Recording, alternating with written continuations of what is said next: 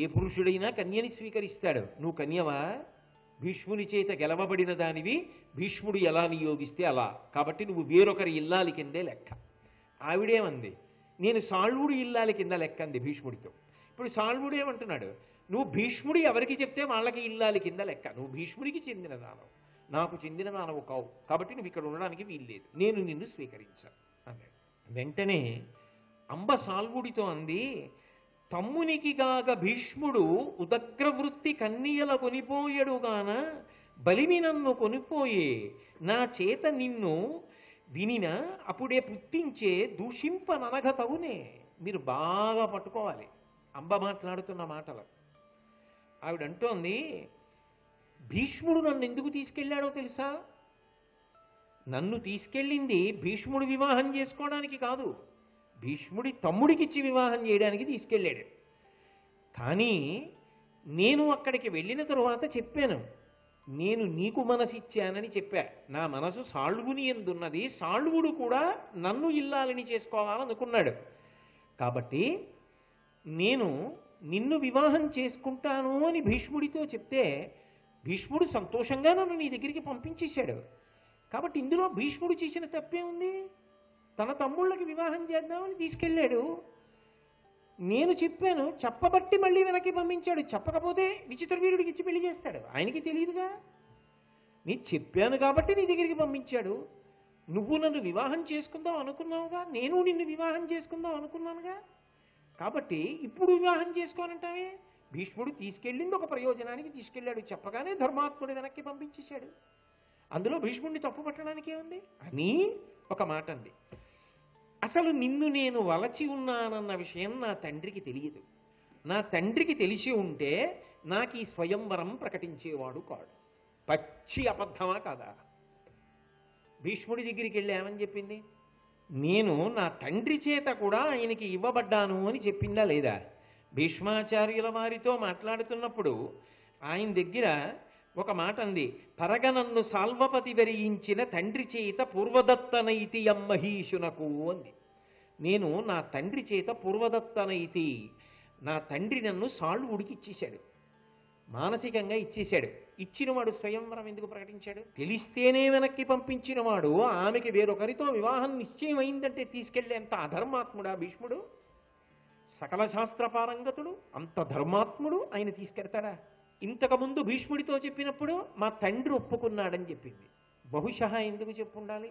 తను సాళ్వుడి దగ్గరికి వెళ్ళిపోవడానికి ప్రణాళికగా చెప్పుండాలి, లేదా నిజంగా తండ్రికి తెలిసి ఉండాలి.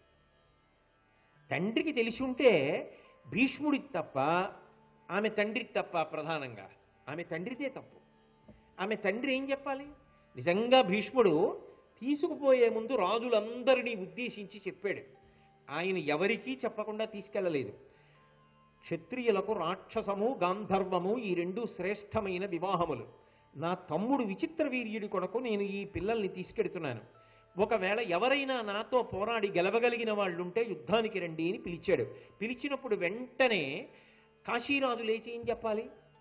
అయ్యా, అందులో పెద్ద పిల్లకి నేను కేవలం నామమాత్ర స్వయంవరం ప్రకటించాను తప్ప ఆమె ఇప్పటికే అనురక్తురాలు, ఆమె సాల్వభూపతిని పెళ్లి చేసుకోవాలనుకుంటోంది, కాబట్టి ఆమెను నువ్వు తీసుకెళ్ళవద్దు అని చెప్పినా భీష్ముడు తీసుకెళ్ళి ఉంటే ఖచ్చితంగా భీష్ముడు తప్పు చేసినవాడు. ఆయన తప్పు చేస్తాడా? ఆయన అంత తేలికగా శాస్త్రోల్లంఘనం చేసే మనిషే? ఒకటి, తండ్రి చెప్పలేదు. రెండు, ముగ్గురిని కూర్చోబెట్టాడా రథంలో వెనకాతల? కూర్చోబెట్టేనా యుద్ధం చేశాడు? యుద్ధం చేస్తుంటే అంబ చెప్పిందా భీష్ముడితో, అయ్యా నేను ఇంతకు ముందే సాళ్వుణ్ణి వివాహం చేసుకుందాం అనుకున్నానండి అని చెప్పాలా భీష్ముడితోటి? చెప్పిందా? చెప్పలేదు. పోనీ అంబ చెప్పలేదు. సాళ్వుడు యుద్ధానికి వచ్చాడుగా భీష్ముడితో. యుద్ధానికి వచ్చిన వాడు ఆమె ఎందు నేను అనురక్తుణ్ణి, ఆమె నన్ను వివాహం చేసుకోవాలనుకుంటోంది, కాబట్టి నేను ఆమెని వివాహం చేసుకుంటానా, ఆమెని విడిచిపెట్టు అని సాళ్వుడు చెప్పాడా? చెప్పలేదు. వాళ్ళు ముగ్గురు చెప్పకపోవడం తప్పు కాదుట, భీష్ముడు తీసుకెళ్ళడం తప్పుట. ఏమనాలి? కాబట్టి భీష్ముడు తీసుకెళ్ళాడు. అప్పుడు భీష్ముడి దగ్గర ఏం చెప్పింది అంటే వంకర చరిత్ర. ఏ మాట ఏదో ఎప్పటికి ఏది మాట్లాడాలో అది మాట్లాడుతూ ఉంటుంది తప్ప నిజానికి ఆమె ఏది మాట్లాడుతోందో ఎవరికీ అర్థం కాదు. కాబట్టి భీష్ముడి దగ్గరికి వెళ్ళి మా నాన్న ఒప్పుకున్నారంది, వెంటనే పంపించేశాడు. సాళ్వుడేమన్నాడు? చీ అవతల పో అన్నాడు. అన్న తర్వాత ఏమంటోంది? మా నాన్నకి తెలీదు, తెలిసి ఉంటే అసలు స్వయంవరమే ప్రకటించేవాడు కాదండి. అంటే మీ నాన్న ఎందుకు చెప్పలా సభలో అని సాళ్వుడు అనకుండా తండ్రిని వెనకేసుకొచ్చింది. అంటే ఇప్పుడు తప్పు ఎవరి మీదకి నెట్టేస్తోంది? భీష్ముడి మీదకి నెట్టేస్తోంది. ఎలా నెట్టేస్తుంది అంటే, నేను అబలని, భీష్ముడంతా యుద్ధం చేస్తుంటే ఎత్తుకుపోతుంటే బాబాయ్ నాకు భయం వేసింది, అసలు మాట్లాడలేకపోయాను. అంతఃపురానికి వెళ్ళాక 10 మందిని చూసి అక్కడ సత్యవతీదేవి వాళ్ళు వీళ్ళు కనపడ్డాక నా గోడు చెప్పుకున్నాను. ఆ భీష్ముడు అలా ఎత్తుకుపోవచ్చా? ఆ భీష్ముడికి తప్పు, మా నాన్న తప్పు కాదు. అందుకని నా తండ్రి తప్పు కాదు, నా తప్పు కాదు. తప్పంటూ ఉంటే ఎవరిదయ్యి ఉండాలి? చెప్పని నీది, చెప్పడానికి అవకాశం ఇవ్వని భీష్ముడిది. నువ్వు చెప్పకపోయినా ప్రేమ గుడ్డిది కదూ, తప్పేం లేదు. యుద్ధానికి వచ్చావు గెలుద్దామని, ఓడిపోయావు. ఓడిపోయిన వాడివి ఏం చెప్పుకుంటావు? భిక్షాందేహి అని ఉత్తమ క్షత్రియుడు అడుగుతావా? ఓడిపోయి మళ్ళీ నేను ఆవిడ్ని భార్యగా చేసుకుందాం అనుకుంటున్నానండి, ఆవిడ అంగీకరించింది, దయచేసి ఆవిడ్ని ఇవ్వండి అని భిక్షాందేహి అంటావా? అనలేవు. అందుకని నువ్వు అడగలేదు, నేను చెప్పలేకపోయాను. మా నాన్నగారికి తెలియనే తెలియదు. ఇప్పుడు ఎవరికి తప్పు? ఆవిడ దృష్టిలో భీష్ముడికి తప్పు. నిజంగా భీష్ముడు అలా చేశాడు, ఆయనది తప్ప? అంటే ఈ ప్రపంచం ఎంత గొప్పగా ఉంటుందంటే, ఏ తప్పు చెయ్యని వాడిని కూడా తప్పు చేశాడు అని నిరూపణం చేయడానికి ప్రయత్నం జరుగుతుంది. ఎంత తేలిగ్గా చెయ్యొచ్చో చెప్పనా? రేపు కూడా నువ్వు పాఠం చదువుకు రాకపోతే నిన్ను చిత కొట్టేస్తానన్నాను అనుకోండి. రేపు కూడా పాఠం చదువుకు రాకపోతే తీసేసి, రేపు నిన్ను చిత కొట్టేస్తానన్న అని నేనన్న ఒక్క మాటే మీరు 10 మాటలు చూపించారనుకోండి, నేను అదే అన్నాను అనుకుంటారు మీరు. అంతేగా? దానికి పూర్వం తెలుసా పరం తెలుసా? మీకు తెలియదుగా. ఓహో కోటేశ్వరరావు గారు అలా అనొచ్చా అంటే. కానీ దాని వెనక ఎంత కుట్రొద్దో ఎవరికి తెలుస్తుంది? అసలు అన్న మాటల పూర్వాపరాలు తెలిసిన వాళ్ళకి తెలుస్తుంది కాదు. అంబ మాట అలా ఉంటుంది. అన్యథా ఆమె ఉద్దేశ్యం ఏమిటంటే, ఇది భీష్ముడి తప్పు. అసలు నిజానికి మహాత్ముడు ఆయన ఏం చేశాడు పాపం? వెంటనే పంపించేలా వెనక్కి. ఎంత కృతజ్ఞతతో కూడుకున్న బుద్ధి, ఎంత వక్ర బుద్ధి, ఎంత అసహ్యకరమైన ఆలోచన విధానం. పైగా తగుదునమ్మా అని సాళ్వుడి దగ్గరికి వచ్చి అడిగింది. ఆయన అనరాని మాట అన్నాడు, అయినా ఇష్టపడింది. అది విచిత్రం. ప్రేమ గుడ్డిది అని అందుకే వచ్చింది. ఇలా ఉంది సామెత. నా తండ్రి ఎరగడు, లేకుంటే స్వయంవరాన్ని ప్రకటించేవాడు కాదు అంది. అంటే ఆయన అన్నాడు, నువ్వు ఎన్ని చెప్పు, ఎన్ని మాట్లాడు, ఇక నిన్ను మాత్రం నేను భార్యగా స్వీకరించాను. ఎందుచేత అంటావేమో, అసలు నువ్వు నా దృష్టిలో కన్యవికవు. అంటే ఆమె ఏడుస్తూ నిలబడింది. కరుణంబుగనిచ్చు తలోదరి పో పొమ్మిచటనింక డడయకుమని మందిరము వెడలంగ నడిచిన అరిగె నదియు ఆర్తచిత్తయై వికలగతిన్. పోను అక్కడతో ఊరుకోలేదు సాళ్వుడు.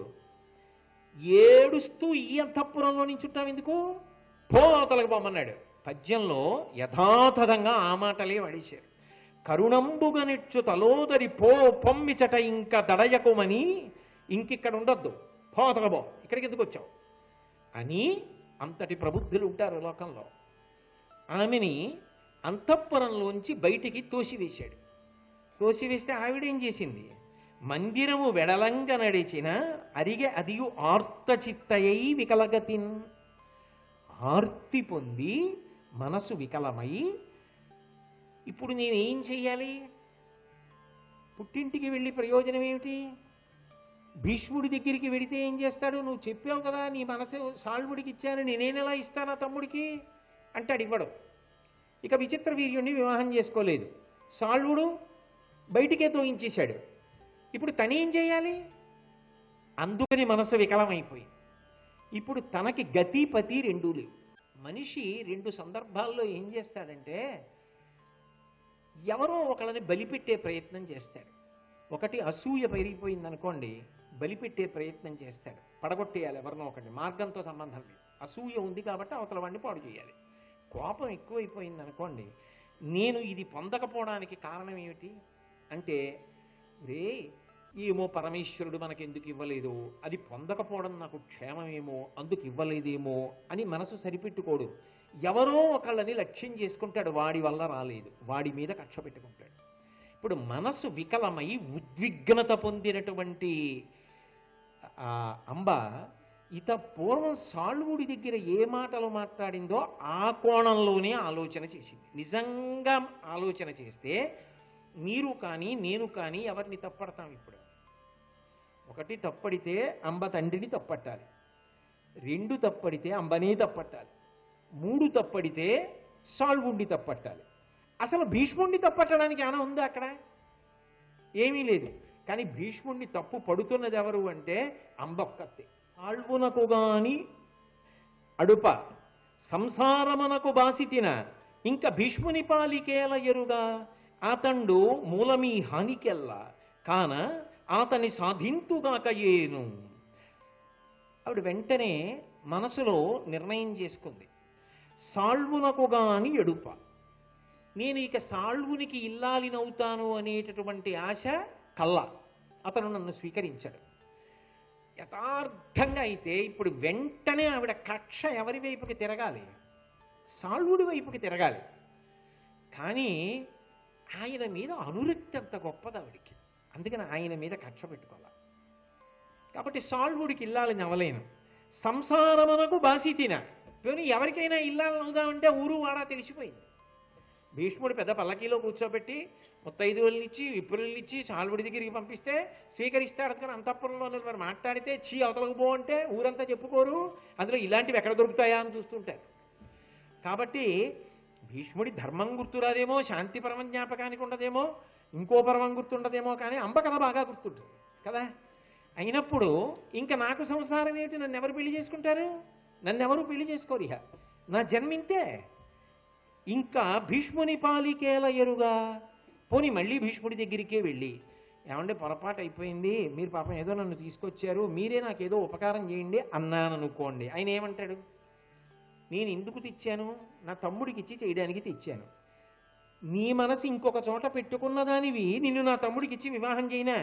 అంతకన్నా అన్యాయం లోకంలో ఇంకోటి ఉంటుందా? నువ్వు పూర్వం వేరొకరికి మానసికంగా ఇల్లాలివి, ఇప్పుడు నా తమ్ముడికి ఎలా ఇల్లాలివి అవుతావు? నేను ఇవ్వను నా తమ్ముడికి. నువ్వేగా చెప్పింది, చావో రేవో సాల్వుడితోటి, అది ఇక నాకు సమస్య కాదు, అక్కడికే వెళ్ళు అంటే. ఇప్పుడు మళ్ళీ భీష్ముడి దగ్గరికి వెడితే భీష్ముడు మళ్ళీ అలా చెప్తాడు. సాల్వుడి దగ్గరికి వెడితే అసలు సమస్య లేదు, బయటికి తోసేశాడు. ఇప్పుడు ఆవిడికి మనసులో కక్ష ప్రబలి. తన తోడబుట్టిన వాళ్ళు చక్కగా విచిత్ర వీర్యుడికి ఇల్లాళ్ళయి ఉన్నారు. పాప తర్వాత విధాలయ్యారు, వేరు విషయం. ప్రస్తుతానికి అప్పటికి సంతోషంగా ఉన్నారు కదా వాళ్ళు. మరి అది ఆవిడికి బాధగా అనిపించింది.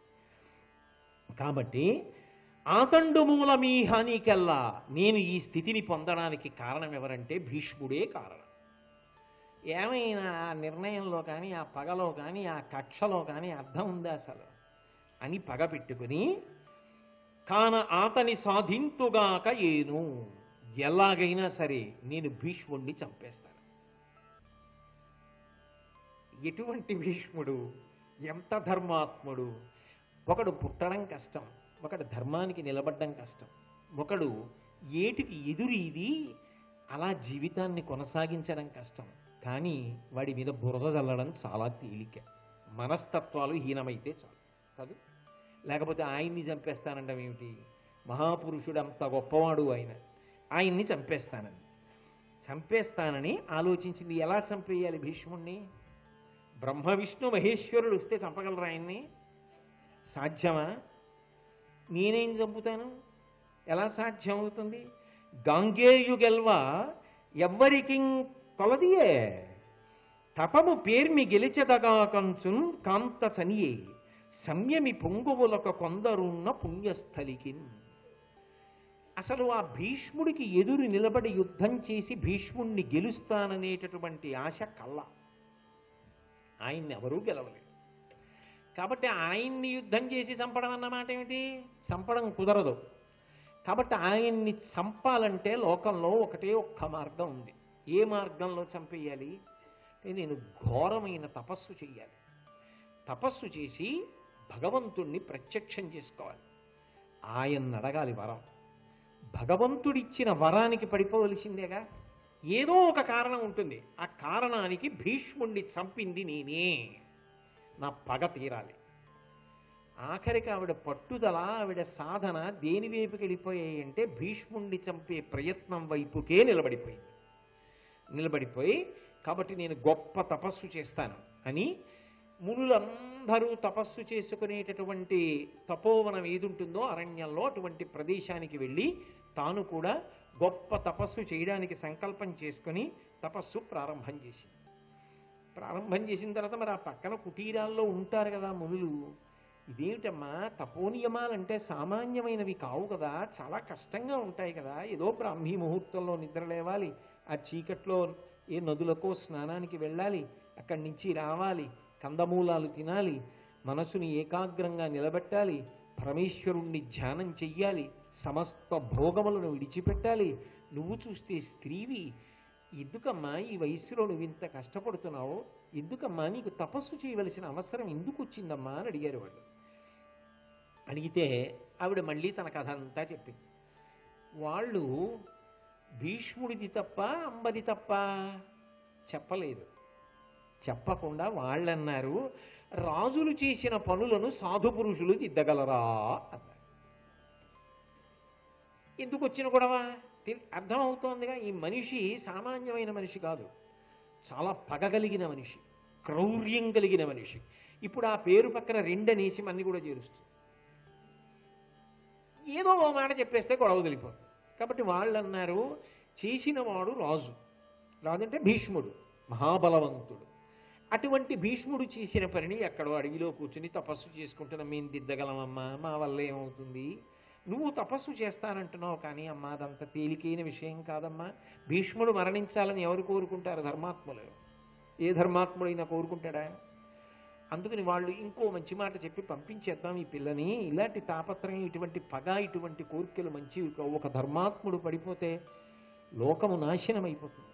కాబట్టి రక్షించుకోవాలి ఆయన్ని. అందుకని వాళ్ళు నువ్వు పింపక తానొవ్వక చెప్పి పంపించేద్దామన్న ఉద్దేశ్యంతో అన్నారు, ఎప్పుడైనా ఇటువంటి సమస్య ఏర్పడినప్పుడు తిరిగి తండ్రి గారి దగ్గరికి వెళ్ళాలి. తండ్రి నీ సమస్యని పరిష్కరిస్తాడు. కూతురువి కదా, కన్న తండ్రి కదా. అంటే వాళ్ళ ఉద్దేశ్యం ఏమిటి? మీ నాన్నగారు కదా అసలు చెప్పాలి మొట్టమొదట, మీ నాన్నగారు చెప్పలేదు కదా, చెప్పకపోవడం వల్ల కదా ఇదంతా జరిగింది. మీ నాన్నగారు సాల్వుడి దగ్గరికి వెడతాడు, వెళ్ళి మాట్లాడతాడు. కాబట్టి ఆయన దగ్గరికి వెళ్ళమ్మా, ఆయన దగ్గరికి వెళ్ళి పుట్టింట్లో ఉండు. నీ సమస్యనంతటినీ కూడా మీ తండ్రి గారు పరిష్కరిస్తారు తప్ప ఈ అరణ్యంలో కూర్చుని తపస్సు చేసి భీష్ముడిని చంపేస్తానంటాయటమ్మా. ఈ పగ మంచిది కాదు. నువ్వు స్త్రీవి, నువ్వు ఇంత కష్టాన్ని ఓర్చలేవు, ఈ తపస్సు అంత తేలిక కాదు, వద్దమ్మా అన్నారు. అంటే వాళ్ళు ఆమె స్త్రీ కాబట్టి చెయ్యలేదని న్యూనతాభావంతో మాట్లాడటం ఉద్దేశ్యం కాదు. అప్పటికి కోపంతో ఉంది కాబట్టి ఇంకొక మాట అంటే పగ పెరిగిపోతుంది కాబట్టి మంచి మాట చెప్పి అనునయంగా పుట్టింటికి పంపించేద్దామని ప్రయత్నం చేశారు. అమ్మో, ఒక్కొక్కళ్ళ పగలా ఉంటుంది. ఆవిడంది, ఎవ్వరు నెరుగకయుండగా ఈ వనమున తపము సేత ఇది నిర్ణయము, ఏ నెవ్వారి కడకు ఏమని ఎవ్విధి పోనీర్చుదాన ఎటికి బంధుల్. నేనెవ్వరి దగ్గరికి నేను ఎందుకు వెళ్ళాలి? ఎంత గొప్పగా మాట్లాడిందో చూడండి. ఆ కక్ష ఉన్న వాళ్ళ మాట తీరు అలా ఉంటుంది.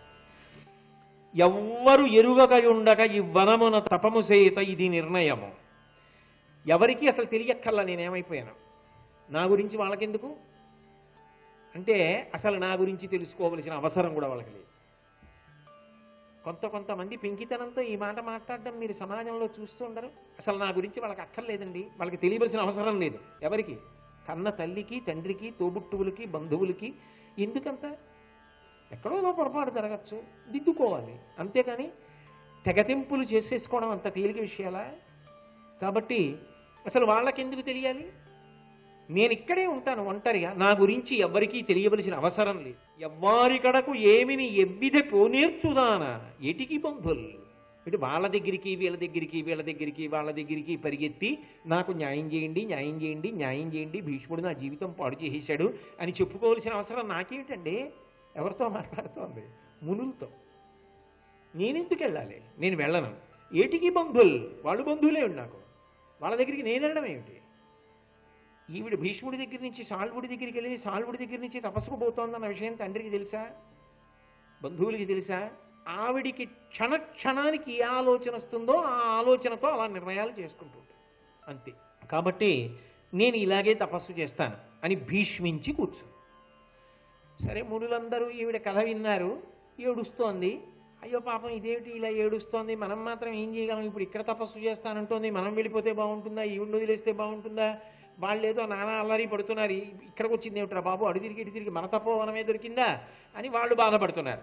ఈలోగా హోత్రవాహనుడు అని పిలువబడేటటువంటి ఒక రాజర్షి వచ్చాడు. వీళ్ళందరూ గబగబా మునులు వెళ్ళారు, స్వాగతం పలికారు, తీసుకొచ్చారు. ఆ రాజర్షిని కూర్చోబెట్టారు.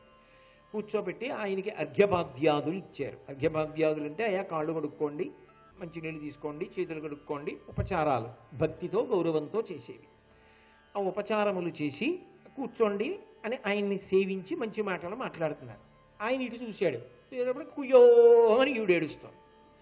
ఆయన అటు చూసి ఈవిడెవరు ఇక్కడ ఏడుస్తోంది, ఎందుకు వచ్చిందని అడిగాడు. మరి తపోవనంలో ఉన్న వాళ్ళు ప్రశాంతంగా ఉంటారు, తపస్సు చేసుకుంటారు, కానీ అలా అలోమని ఏడుస్తూ ఎందుకుంటారు? అందుకని ఆయన అడిగాడు, ఈ అమ్మాయి ఎవరు అసలు, ఎందుకు ఇక్కడికి వచ్చి ఇలా ఏడుస్తోంది, ఏమిటి కారణం అని అడిగాడు. అడిగితే వాళ్ళు అన్నారు, మేమెందుకు, ఆవిడే చెప్తుంది వినండి అన్నారు. అనే అమ్మ చెప్పు మళ్ళీ అన్నారు. మళ్ళీ మొదలెట్టింది. భీష్ముడు నా జీవితం పాడు చేసేశాడు. ఆయన అన్నీ విని ఎవరమ్మాయనన్నావు, కాశీరాజు కూతురువా అని, నీ తాతనమ్మా నేను అన్నాడు. నువ్వెలా తాతవి అంటే, మీ అమ్మ నా కూతురు కాబట్టి నువ్వు నాకు మనవరాలివిరా అని ఒళ్ళో కూర్చోబెట్టుకున్నాడు. ఒళ్ళో కూర్చోబెట్టుకుని ఆయన అన్నాడు, నీకిది ఏటికింతపము అనింజ చరిత్రవు నీవు. మనవరాలు కదా, తాత ప్రేమంతా పైకొచ్చింది. అనింజ చరిత్రవు నీవు. ఏం చూసి వచ్చాడు ఈయన, ఆవిడ చరిత్ర. నిన్ను నే చేకుని కాతు ఒక్క గతి చెప్పెదా, భార్గవరామునాశ్రిత శ్రీకరు కాంపు ఆపదలు చెందగనీడతడు ఆశ్రయించినన్ శోకము దక్కుమన్న విని సుందరియల్లన తపస్వితో. ఆయన అన్నాడు, ఎందుకమ్మా ఏడుస్తావు, అనింజ చరిత్రవు నీవు. అసలు నీ చరిత్రలో ఎక్కడైనా ఓ మచ్చ ఉందమ్మా, అంత గొప్పదానివి. ఊరుకోబెట్టడం మనవరాల్ని ఏం చేస్తాడు మరి, అందుకని ఎందుకు బెంగపెట్టుకుంటావు. నిన్ను నీచేకొని కాతో, నిన్ను నేను స్వీకరించి కాపాడతాను, బెంగపెట్టుకోకు. భార్గవరాముడు ఉన్నాడు, పరశురాముడు, ఏమిటి ఆయన ధైర్యం, ఆయన శిష్యుడు భీష్ముడు. మరి గురువు గారు పిలిచి చెప్తే శిష్యుడు వినాలి కదా. అందుకని చెప్పి వెళ్ళి భార్గవరాముడి కాళ్ళు పట్టుకుందాం. నేనంటే భార్గవరాముడికి చాలా ఇష్టం, మేమిద్దరం స్నేహితులం, నా పేరు చెప్తే ఎంతో ఆదరిస్తాడు, అందుకని ఆయన దగ్గరికి ఎడదాం. నువ్వు ఆయన కాళ్ళు గట్టిగా పట్టుకుని ఉపకారం చేయమని అడుగు. పరశురాముడు కాదనడం, ఏం కావాలని అడుగుతాడు. మళ్ళీ చెప్పు నీ కథంతా చెప్తే తప్పకుండా భీష్ముడిని పిలుస్తాడు. పిలిచి విచిత్ర వీర్యుడికి ఇచ్చి పెళ్లి చేయి తీసుకెళ్ళంటాడు. అప్పుడు వెళ్ళి విచిత్ర వీర్యుడిని పెళ్లి చేసుకో. భీష్ముడు లొంగడం ప్రధానం, ఆవిడికి ఇప్పుడు ఎవరిని పెళ్లి చేసుకుంటున్నాను ప్రధానం కాదు. మీరు బాగా ఆలోచించండి. ఎందుకంటే నిజంగా పరశురాముడు పిలిచి, నేను చెప్తున్నాను రా నీ తమ్ముడికి ఇచ్చి పెళ్లి చేయి అంటే, గురువుగారు మీరు చెప్పారు కాబట్టి అలాగేనండి అని భీష్ముడు తీసుకెళ్లి విచిత్ర వీర్య తాళి కట్టు అంటే, భీష్ముడిని కాదనగలిగినంత మనగాడు ఆయన తాళి కట్టేస్తాడు. అదే మరి సాలువుడికి ఇచ్చిన మనసు ఏమైపోయింది కాదు, భీష్ముడిని లొంగదీశానా లేదా అంటే, ఆవిడికి ఇప్పుడు పెళ్లి కన్నా పగ గొప్పది. భీష్ముణ్ణి సాధించాలి, అది ఆవిడ జీవితం. ఇలా జీవితాశయాలు బయలుదేరితే లోకంలో ఎంత ధర్మాత్ముడు ఏం బతుకుతాడండి. కాబట్టి ఆవిడ ఇంత పగబెట్టుకుని ఉన్న కారణం చేత ఆయన అన్నాడు, ఆయన కాళ్ళు పట్టుకుంటే, పరశురాముడు కాళ్ళు పట్టుకుంటే ఆపదలు చెందగనీడతడాశ్రయించినన్, ఏ ఆపద రానివ్వడు, అభయం ఇస్తాడు. శోకము తక్కుమన్న విని సుందరియల్లన యత్తపస్వితోన్. ఆమె వెంటనే అంది, తాతగారు మీరు చాలా మంచి మాట చెప్పారు, ఇప్పుడు నా మనసు ఊరడిల్లింది, మనం తొందరగా వెళ్ళిపోవాలి పరశురాముడి దగ్గరికి. ఆవిడ ఎక్కడ ఆగేటట్లేదు అసలు. ఆవిడకి కావలసింది ఏమిటంటే ఉత్తరక్షణం భీష్ముడు వచ్చి చేతులు కట్టుకుని, అంబా నీ మాట వింటాననాలి. కాబట్టి ఎక్కడున్నాడు పరశురాముడు, ఆయన ఎక్కడున్నాడు పరశురాముడు అంటే మహేంద్ర పర్వతం మీద ఉన్నాడు. మీరు ఆరణ్య పర్వంలో విన్నారుగా, మహేంద్ర పర్వతం మీద ఉన్నాడు, అక్కడ తపస్సు చేస్తున్నాడు. అమ్మ రేపు మనం బయలుదేరి వెడదాం, అక్కడికి ప్రయాణం చేసి వెడదాం, అక్కడ ఉంటాడు పరశురాముడు, నేను స్నేహితుణ్ణి, నేను వస్తున్నానంటే ఎంతో సంతోషపడిపోతాడు, వెంటనే ప్రవేశపెట్టండి అంటాడు. అక్కడ మాట్లాడదాం అమ్మా అన్నాడు. ఈలోగా అకృతవ్రణుడు అనబడేటటువంటి ఒక మునొచ్చాడు. ఆయన పరశురాముని యొక్క శిష్యుడు. ఆయన వస్తున్నాడు అనేటప్పటికీ పరశురాముడి శిష్యుడు వస్తున్నాడు అనేటప్పటికీ గౌరవం కదా, పరుగు పరుగున వెళ్ళి మునులందరూ ఈ బాబాయ్ అకృతపురుడు వస్తున్నాడు ఏమిటని స్వాగతం పలికి తీసుకొచ్చారు. ఆయన అన్నాడు, మా గురువు గారికి తెలిసింది. ఏం తెలిసింది? హోత్రవాహనుడు ఇక్కడికి వచ్చాడని తెలిసింది. హోత్రవాహనుడు అంటే అంబ తాతగారు. హోత్రవాహనుడు మా గురువుగారు పరశురాముడు మంచి మిత్రులు. మా గురువుగారు ఎప్పటి నుంచో ఈ అంబ తాతగారిని అంటే హోత్రవాహనుడిని చూడాలనుకుంటున్నారు. ఇక్కడికి వచ్చాడని తెలిసింది. అందుకని మా గురువు గారు బయలుదేరారు మహేంద్ర పర్వతం నుంచి. ఆయన రేపటికల్లా ఇక్కడికి చేరుకుంటున్నారు, ఆయనే వచ్చేస్తున్నారు ఇతన్ని చూడ్డానికి అన్నారు. ఎంత ఆనందపడిపోయాడో హోత్రవాహనుడు. స్నేహితుడు అంత మర్యాద చూపించి వస్తున్నాడు, అంత గొప్పవాడు కూడానని. అంతకన్నా ఎక్కువ సంతోషపడిపోయింది అంబ. ఎందుకని? తన జీవితంలో సమస్యకి పరిష్కారం దొరుకుతుందని కాదు, భీష్ముడు తన ముందు తల ఉంచుతాడని. శ్రీ ఉమామహేశ్వర పరబ్రహ్మార్పణమస్తు. స్వస్తి.